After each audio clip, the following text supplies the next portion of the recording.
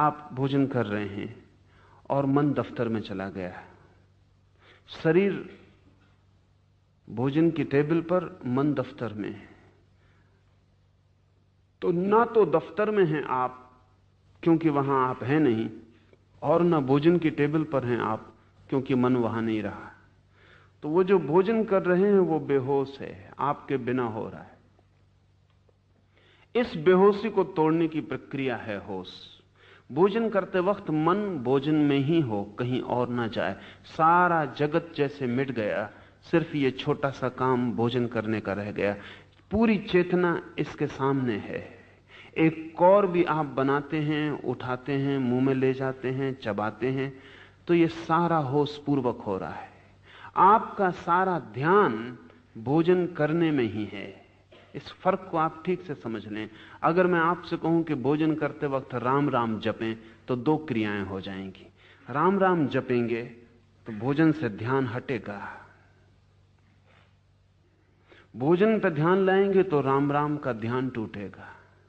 मैं आपको कहीं और ध्यान ले जाने को नहीं कह रहा हूं, जो आप कर रहे हैं उसको ही ध्यान बना लें। इससे आपके किसी काम में बाधा नहीं पड़ेगी, बल्कि सहयोग बनेगा। क्योंकि जितने ध्यानपूर्वक काम किया जाए उतना कुशल हो जाता है। काम की कुशलता ध्यान पर निर्भर है।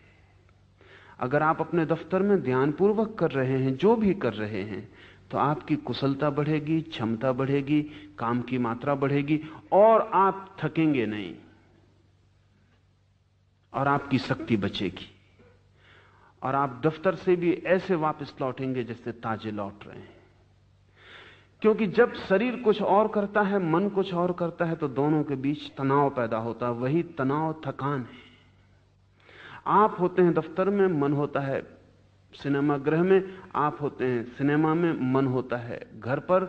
तो मन और शरीर के बीच जो फासला है, वो तनाव ही आपको थकाता है और तोड़ता है। जब आप जहां होते हैं वही मन होता है। इसलिए आप देखें, जब आप कोई खेल खेल रहे होते हैं तो आप ताजे होकर लौटते हैं। खेल में शक्ति लगती है, लेकिन खेल के बाद आप ताजे होकर लौटते हैं। बड़ी उल्टी बात मालूम पड़ती। आप बैडमिंटन खेल रहे हैं, कि आप कबड्डी खेल रहे हैं, या कुछ भी, या बच्चों के साथ बगीचे में दौड़ रहे हैं, शक्ति व्यय हो रही है, लेकिन इस दौड़ने के बाद आप ताजे होते हैं। और यही काम अगर आपको करना पड़े तो आप थकते हैं। काम और खेल में एक ही फर्क है, खेल में पूरा ध्यान वही मौजूद होता है, काम में पूरा मौजूद नहीं होता। इसलिए अगर आप किसी को नौकरी पर रख लें खेलने के लिए, तो वो खेलने के बाद थक के जाएगा, क्योंकि वो फिर खेल नहीं है, काम है। और जो होशियार हैं वे अपने काम को भी खेल बना लेते हैं। खेल का मतलब यह है कि आप जो भी कर रहे हैं, इतने ध्यान, इतनी तल्लीनता, इतने आनंद से डूब के कर रहे हैं कि उस करने के बाहर कोई संसार नहीं बचा है। आप इस करने के बाहर ज्यादा ताजे, सशक्त लौटेंगे और कुशलता बढ़ जाएगी। जो भी हम ध्यान से करते हैं उसकी कुशलता बढ़ जाती। लेकिन अनेक लोग ध्यान का मतलब समझते हैं जोर जबरदस्ती से की गई एकाग्रता, तो आप थक जाएंगे। अगर आप जबरदस्ती अपने को खींच के किसी काम पर मन को लगाते हैं तो आप थक जाएंगे। तब तो ये ध्यान भी एक काम हो गया। जो भी जबरदस्ती किया जाता है वो काम हो जाता है। ध्यान को भी आनंद समझें, इसको भी बेचैनी मत बनाएं। ये आपके सिर पे एक बोझ ना हो जाए कि मुझे ध्यान पूर्वक ही काम करना है। इसको चेष्टा और प्रयत्न का बोझ ना दें, हल्के हल्के इसे विकसित होने दें, इसको सहारा दें। जब भी ख्याल आ जाए तो होश पूर्वक करें, भूल जाए तो चिंता ना लें। जब ख्याल आ जाए फिर होश पूर्वक करने लगें। अगर आपने तय किया कि अब मैं काम अपना होश पूर्वक करूंगा, तो आप कर पाएंगे आज ही ऐसा नहीं है, वर्षों लग जाएंगे। क्षण भर भी होश रखना मुश्किल है। तय करेंगे कि होश पूर्वक चलूंगा, 2 कदम नहीं उठा पाएंगे और होश कहीं और चला जाएगा, कदम कहीं और चलने लगेंगे। उससे चिंतित ना हो, पश्चाताप ना करें। लाखों लाखों जीवन की आदत है बेहोशी की, इसलिए दुखी होने का कोई कारण नहीं है। हमने ही साधा है बेहोशी को, इसलिए किससे शिकायत करने जाएं। और परेशान होने से कुछ हल नहीं होता। जैसे ही ख्याल आ जाए कि पैर बेहोशी में चलने लगे, मेरा ध्यान कहीं और चला गया था, आनंद पूर्वक फिर ध्यान को ले आए। इसको पश्चाताप ना बनाएं, इससे मन में दुखी ना हो, इससे पीड़ित ना हो, इससे ऐसा ना समझें कि ये अपने से ना होगा, ये भी ना समझें कि मैं तो बहुत दीनहीन हूं, कमजोर हूं, मुझसे होने वाला नहीं है। होता होगा महावीर से, अपने बस की बात नहीं। बिल्कुल ना सोचें, महावीर भी शुरू करते हैं तो ऐसा ही होगा, कोई भी शुरू करता है तो ऐसा ही होता है।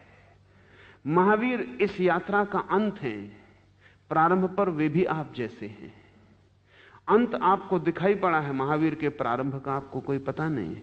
प्रारंभ में सभी के पैर डगमगाते हैं। छोटा बच्चा चलना शुरू करता है, अगर वो आपको देख ले चलता हुआ और सोचे कि ये अपने से ना होगा।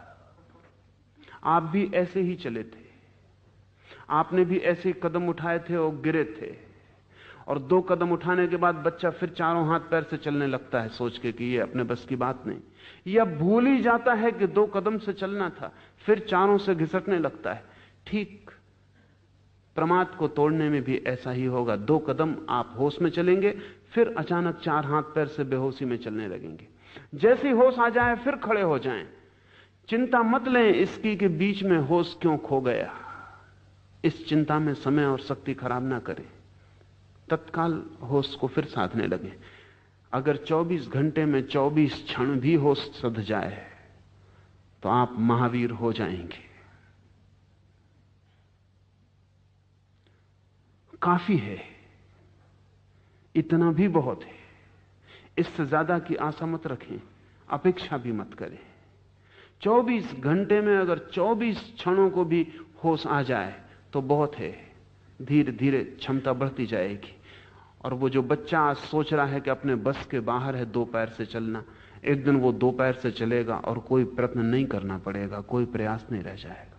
तो ये ध्यान रख लें, ध्यान को काम नहीं बना लेना है। नहीं तो बहुत से धार्मिक लोग ध्यान को ऐसा काम बना लेते हैं कि उनके सिर पे पत्थर रखा है, उसकी वजह से उनका क्रोध बढ़ जाता है, क्योंकि जिससे भी बाधा पड़ जाती है उस पर वो क्रोधी हो जाते हैं। जो काम में उनका ध्यान नहीं टिकता वो उस काम को छोड़ के भागना चाहते हैं। जिनके कारण असुविधा होती है उनका त्याग करना चाहते हैं। ये सब क्रोध है, इस क्रोध से कोई हल नहीं होगा। साधक को चाहिए धैर्य, और तब दुकान भी जंगल जैसी सहयोगी हो जाती है। साधक को चाहिए अनंत प्रतीक्षा, और तब घर भी किसी भी आश्रम से महत्वपूर्ण हो जाता है। निर्भर करता है आपके भीतर के धैर्य, प्रतीक्षा और सतत सहज प्रयास पर। प्रयास तो करना ही होगा, लेकिन उस प्रयास को एक बोझिलता जो बनाएगा वो हार जाएगा। जीवन में जो भी महत्वपूर्ण है वो प्रतीक्षा से, सहजता से, बिना बोझ बनाए प्रयास से उपलब्ध होता है। सच तो यह है कि हम कोई भी चीज आज भी कर सकते हैं, लेकिन अधैर्य ही हमारा बाधा बन जाता है। उससे उदासी आती है, निराशा आती है, हताशा पकड़ती है, और आदमी सोचता है नहीं ये अपने से ना हो सकेगा। ये जो बार बार हताशा पकड़ती है ये अहंकार का लक्षण है। आप अपने से बहुत अपेक्षा कर लेते हैं पहले ही, फिर उतनी पूरी नहीं होती। वो अपेक्षा आपका अहंकार है। एक क्षण भी हो सधता है तो बहुत है। एक क्षण जो सधता है कल 2 क्षण भी सध जाएगा। और ध्यान रहे, एक क्षण से ज्यादा तो आदमी के हाथ में कभी होता नहीं। 2 क्षण तो किसी को इकट्ठे मिलते नहीं, इसलिए 2 क्षण की चिंता भी क्या। जब भी आपके हाथ में समय आता है एक ही क्षण आता है। अगर आप एक क्षण में होश साध सकते हैं तो समस्त जीवन में होश सध सकता है। इसका बीज आपके पास एक ही क्षण तो मिलता है हमेशा, और एक क्षण का होश साधने की क्षमता आप में है। आदमी एक कदम चलता है एक बार में, कोई मीलों की छलांग नहीं लगाता, और एक एक कदम चल के आदमी हजारों मील चल लेता है।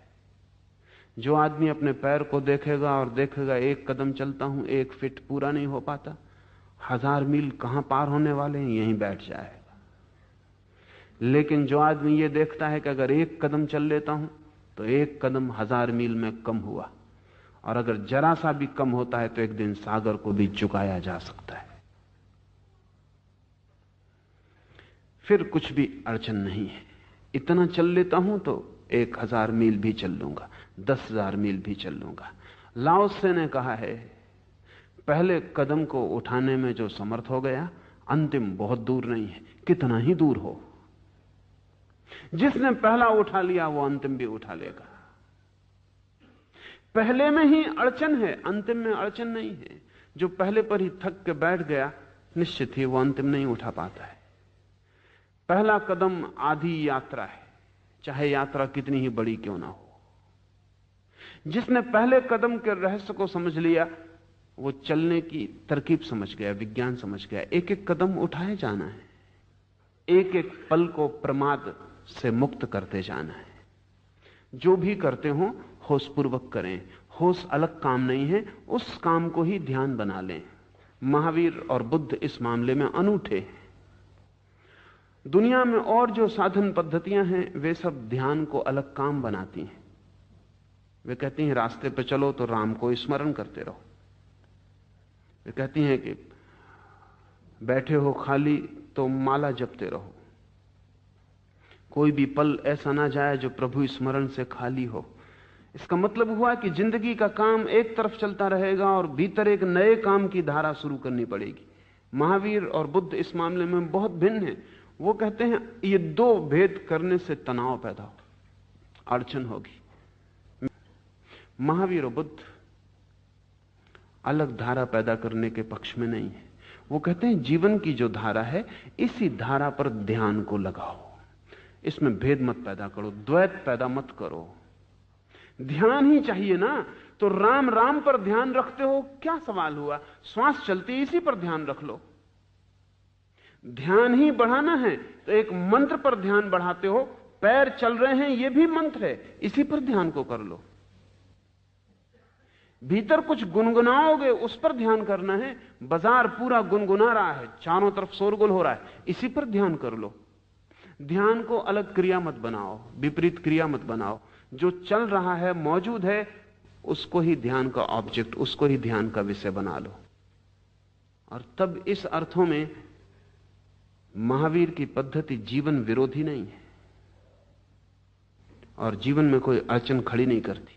महावीर ने सीधी सी बात कही, चलो तो होशपूर्वक, बैठो तो होशपूर्वक, उठो तो होशपूर्वक, भोजन करो तो होशपूर्वक। जो भी तुम कर रहे हो जीवन की क्षुद्रतम क्रिया, उसको भी होशपूर्वक किए चले जाओ। क्रिया में बाधा ना पड़ेगी, क्रिया में कुशलता बढ़ेगी और होश भी साथ साथ विकसित होता चला जाएगा। एक दिन तुम पाओगे सारा जीवन होश का एक दीप स्तंभ बन गया, तुम्हारे भीतर सब होशपूर्ण हो गया है।